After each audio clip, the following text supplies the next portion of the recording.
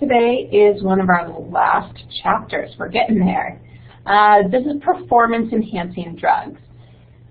This is another chapter of drugs that people have different opinions on and thoughts and feelings about them. So I'll give you the data I have, and that is based on the information in your book. I know that there's different types of research that are out there on a lot of things. So it's always something, if this is a topic you're interested in, I'm sure you can find reliable data that gives you even more information. But let's get going.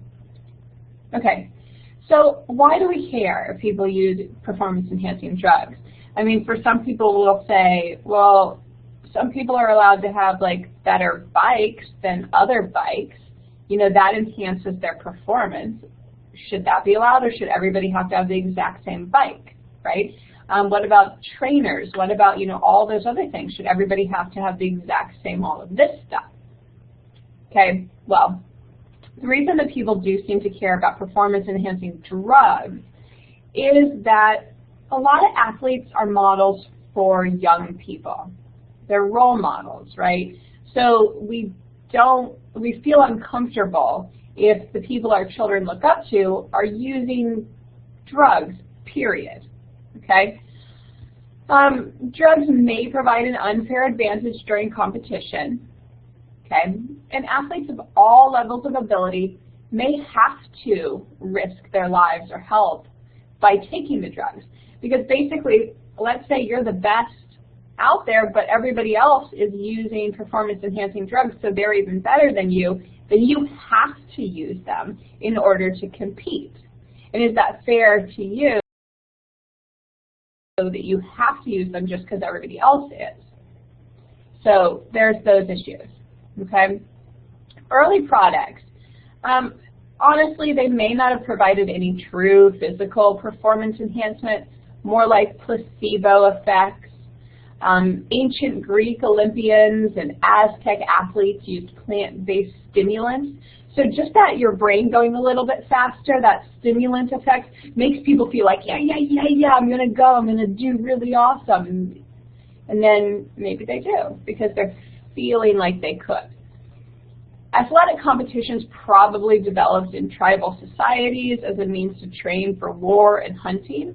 And drugs were often used in war and in hunting situations to help people stay up longer, deal with pain and suffering and all of that. So if we look at our stimulants, our early stimulants, strychnine at low doses is a central nervous system stimulant. However, a problem with this drug is that at higher doses, it tends to lead to convulsions and probably death, okay? In 1904, Olympic marathon winner used brandy and strychnine as a combination, and that wasn't good for that person's health. Despite associated dangers, some use of strychnine may have continued into the 1960s. Okay, it's not allowed anymore, and people don't use it because of its dangers, and also because there's frankly better things. Cocaine, available beginning in the 1800s. We've talked about cocaine. Mariani's cocoa wine was used for the French cycling team, and if you think about sponsors for things, that cocoa wine was basically a sponsor for cycling. Athletes later just use pure cocaine, and again, it gets people kind of ramped up. Not necessarily, you know, physical changes, but it gets people ramped up in a way that they may be able to compete somewhat better, be more competitive in that way. Caffeine. Many athletes use coffee, or just pure caffeine. And still, I mean, most athletes will say, yes, you know, they use caffeine in order to run a marathon or do those things. And that's not frowned upon as to where other drugs are.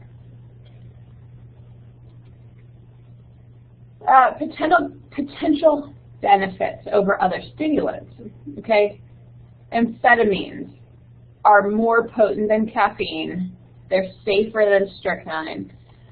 They seem to be the ideal ergogenic drug, okay? They seem to be, right? Probably in use by athletes soon after they were introduced in the 1930s. Many early reports of use by boxers, by cyclists, by soccer players.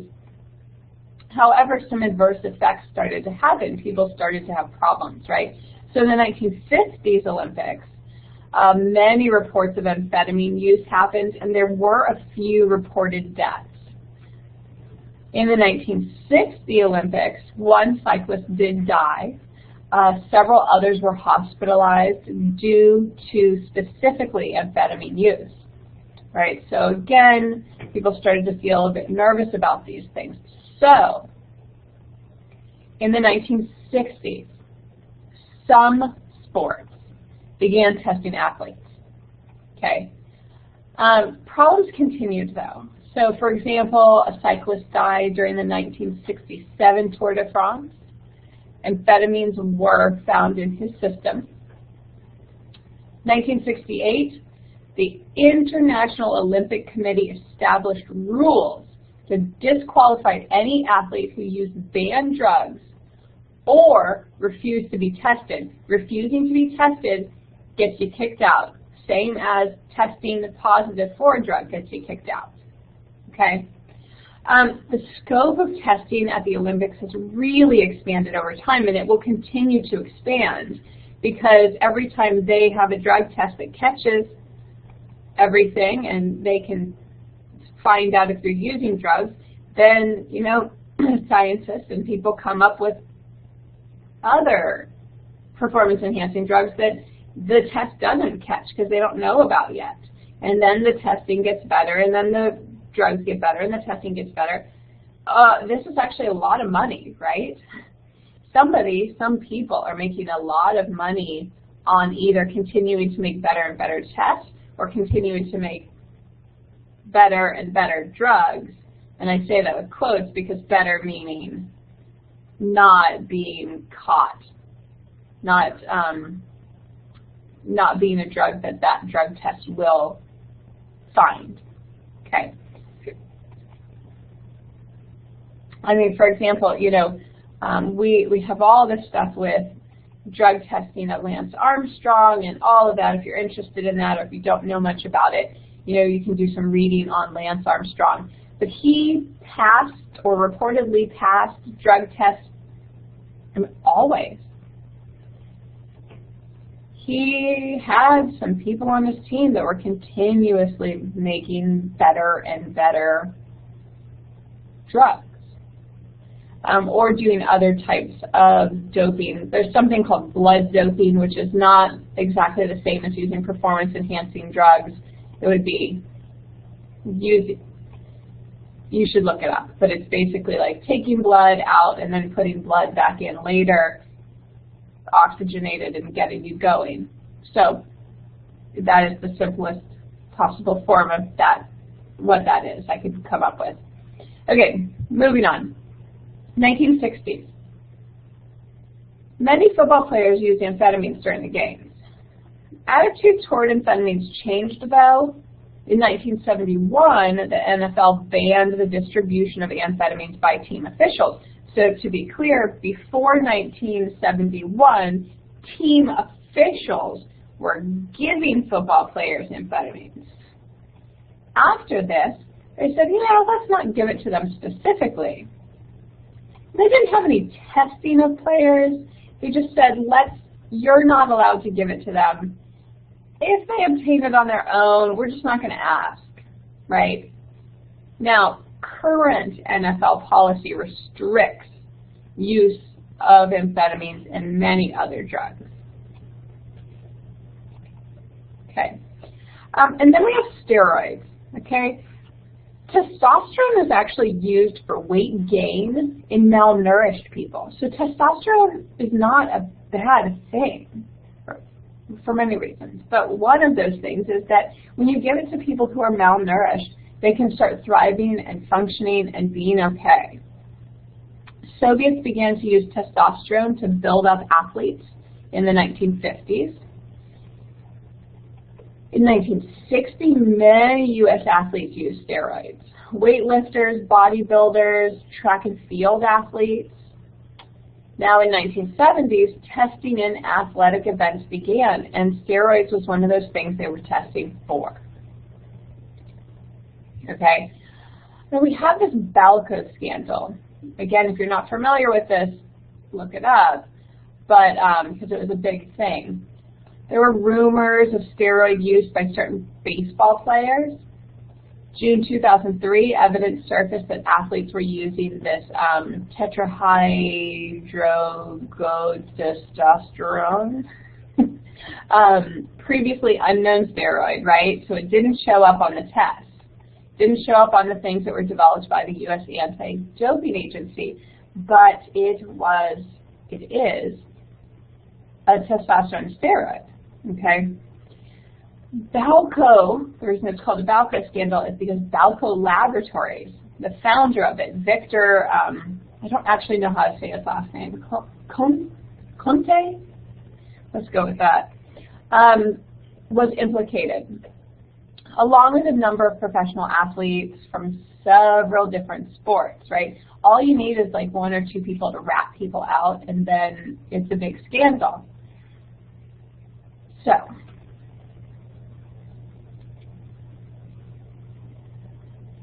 a battle over testing. So in the 1980s, reports of drug use among athletes really grew. Most sports organizations realized that they needed to adopt stricter testing guidelines and make the list of banned substances a lot longer. And the more and more substances that they learn about, the more things that have to go onto the list. Despite extensive and expensive tests, as I said, use of performance-enhancing drugs it continues, okay? And it will continue. This is a supply and demand thing, right? You can ban, and people are going to come up with new. Because there's a demand for them. There's an ongoing development of new drugs and strategies to help athletes avoid detection. It's a back and forth, and I think it probably always will be.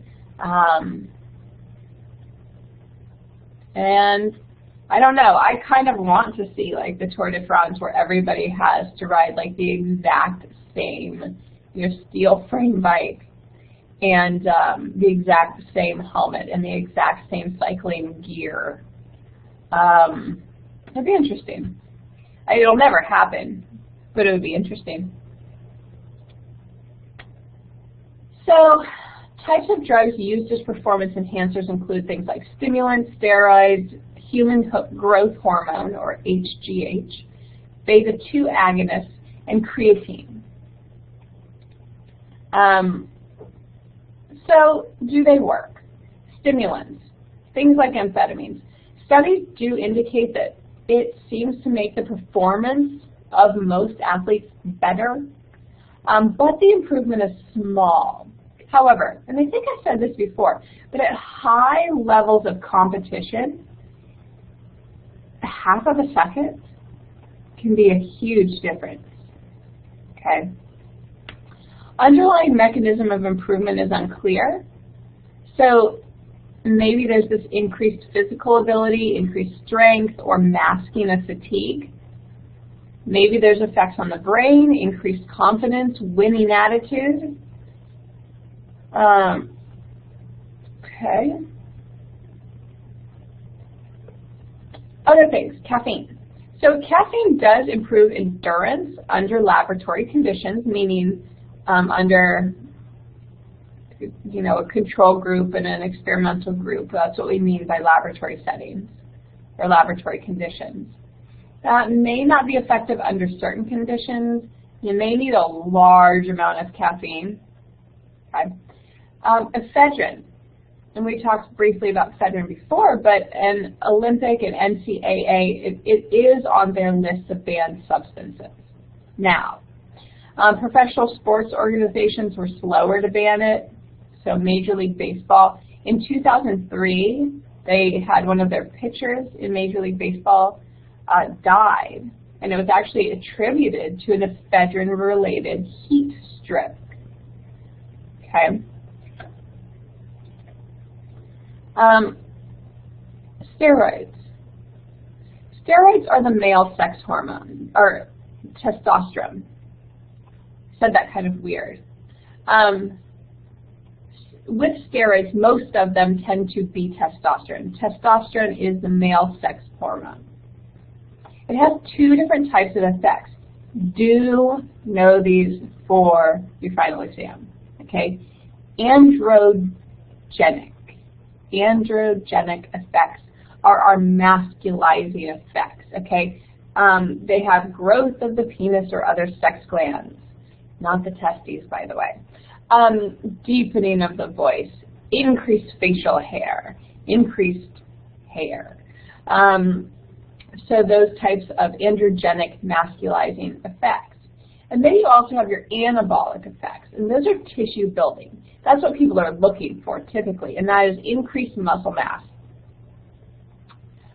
Control of the distribution of body fat, increased protein synthesis, and increased calcium in the bones. Okay? Synthetic anabolic steroids have few of the androgenic effects and more so the anabolic effects.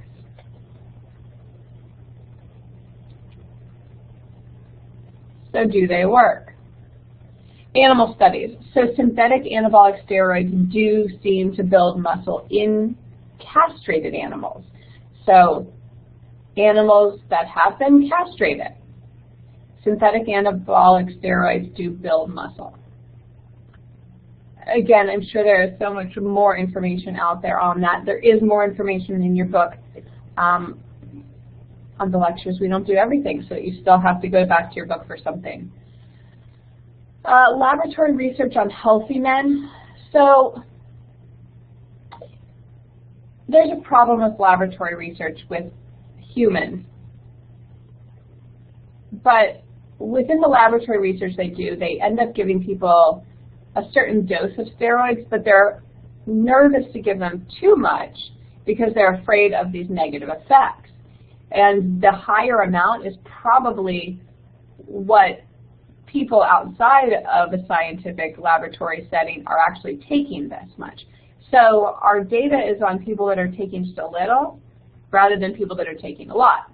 Okay, so in laboratory settings, steroids can produce small increases in lean muscle mass and muscular strength.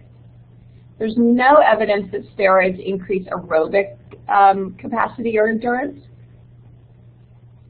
So again, though, the problem is that in real life, people are probably using much higher levels of these steroids than they're giving these people. Okay.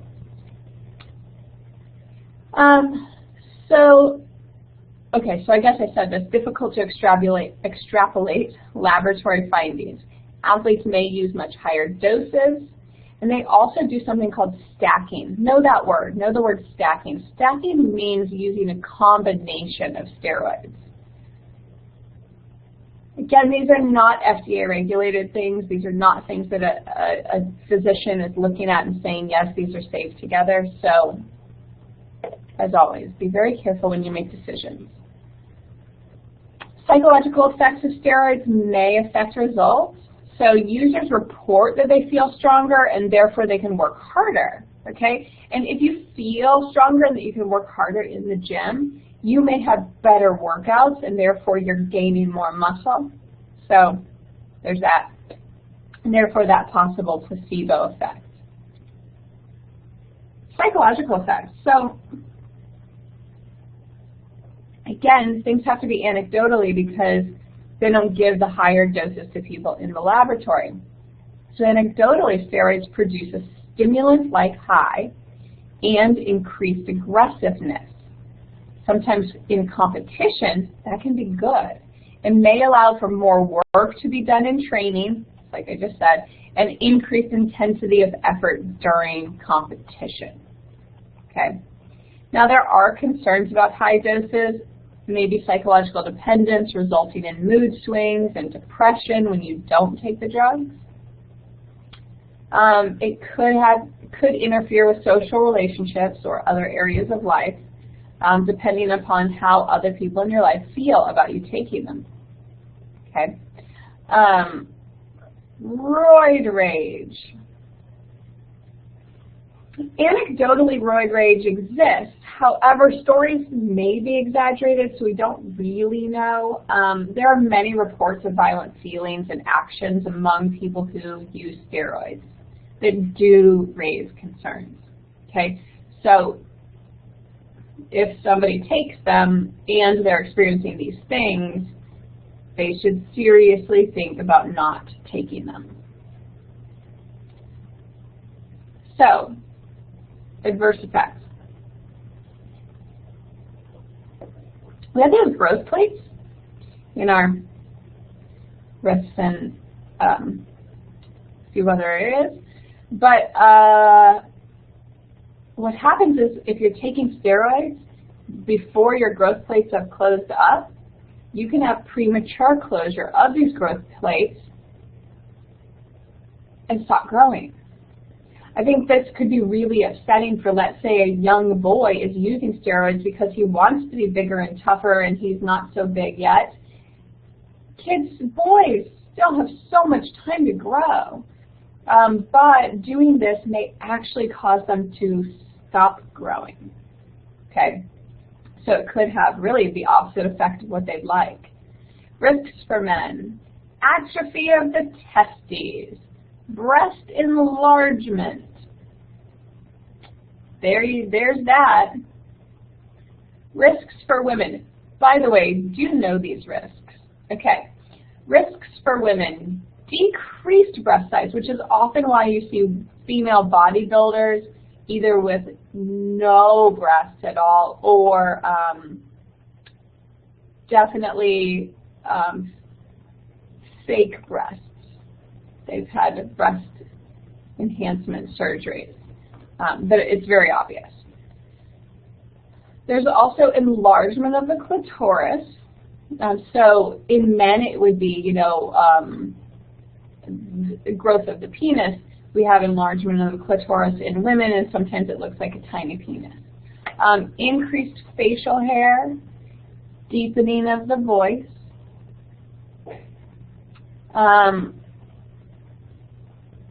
risks for all users. Bloody liver cysts, changes in blood lipid levels that may contribute to atherosclerosis, high blood pressure, and heart disease. So there's issues leading to regulation. There's a large black market for the drugs. Concerns about use among adolescent boys, even non-athletes. Anabolic steroids are listed on the Schedule 3. Limited prescription refills, more record keeping. Now, people use steroids for medical reasons that are positive, whether that is due to asthma issues or, like we said, malnutrition or other things. But here, we've been talking about it more as a non-prescription drug. As far as the black market goes, and this is not really addressed in your book, but in the transgender communities, that is women who are transitioning to male, there is testosterone use, and sometimes people will go ahead and use black market testosterone rather than going into a physician to get it, because there's a whole thing with that. But you have to be really, really careful because you don't really know where these steroids or hormones are coming from. Same thing when we have M to F, which would be male to female. You're not going with these kinds of steroids, but there are hormone injections that people are taking. And again, injecting anything into your body is risky. Okay. All right, let's talk about human growth hormone, so HGH. it's a pituitary gland hormone, can potentially increase height and weight to gigantic proportions. So people who have that disease, gigantism, who continue to grow and grow and grow, they actually have a problem with their pituitary gland. When we sleep, especially as little kids and babies, when we sleep, our pituitary gland is the most active. So if you've ever seen a child that went to sleep and in the morning you're like, oh, did you grow while you were sleeping? Yes. Yes, they did. While you are sleeping, your pituitary gland is more active and you will do some growing, unless you've already grown. But that gigantism would be somebody who has a problem with that and it continues to produce hormones that make you continue to grow. Okay? Administration of doses of HGH may produce a more controlled increase in body size. Experiments have shown HGH may increase lean body mass, but does not seem to improve strength. It is illegal to distribute HGH for non-medical purposes. People do it, but it is illegal. It is illegal. Okay. Beta-2 agonists. Okay, so clenbuterol is one that is talked about often. It is banned for use in competition. Seems to have selective stimulation of the beta-2 subtypes of the androgenic receptors. It seems to have sympathomimetic, mimicking the sympathetic nervous system effects on the bronchi of the lungs, and is often used in treating asthma. Okay. Animal studies show possible effects on muscle mass, no evidence for improved athletic performance. So, banned by a lot of groups. Okay. And then there's creatine. Creatine you can purchase. It is legal. It's illegal. You can purchase it at any, GNC or whatever supplement store, probably lots of other places. It's a natural substance found in meat and fish. It's sold legally as a dietary supplement, which again, remember our dietary supplement chapter? You need to know what you're getting, what company you're getting it from, decide that you trust the company, all of that. Okay. Mechanisms of action and effects.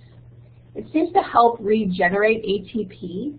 ATP provides, ATP is like an active transport that provides energy for muscle contractions.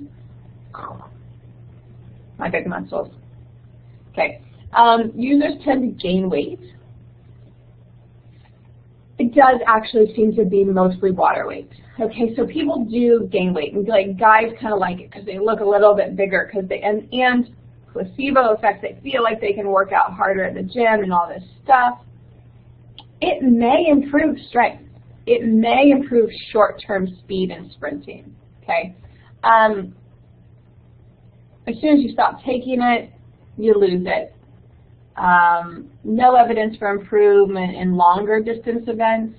Performance may decrease, possibly due to weight gain, actually. So that is, you'd be a little slower because you're carrying around this extra weight. And there are some anecdotal reports of that increased irritability with creatine. I don't have, any laboratory data to back that up, but it's just in those sort of more anecdotal reports. Okay. Getting cut, this is my last slide. So getting cut, you do want to know what that word means, right? It refers to a lean, strong, sculpted body. Increasingly, bodybuilders are seeking this strong and lean look, okay? They're willing to do that by using fat burners or these other performance-enhancing drugs. Body fat percentage may be as low as 6 to 9%. By the way, it should be like 14 to 20 for a healthy male. Many bodybuilders take fat burners. Fat burners are dietary supplements and have basically no research backing the idea that they are effective. And we don't know if they're safe. And we don't really know what's in there, right? Because this is, I think fat burners are on the more questionable side of supplements. And you got to question like people that have decided to create these things, and they know they can make money off of them, right? I just imagine like sketchier individuals deciding, let's make a fat burner and put stuff in little pills and then sell them. I don't like that feeling, right? That somebody is just trying to like screw you. So make sure, again, as always, that you are well informed of anything that you purchase. You understand the company and all of that. Now, anything else I want to say about this? I don't think so. Performance-enhancing drugs, they're pretty straightforward. If you want to learn more about something I said, go to your book. If you want to learn more than that, get online. But when you get online, you have to be real careful because people have agendas about these things. Okay? All right, that's it. I'll see you next time.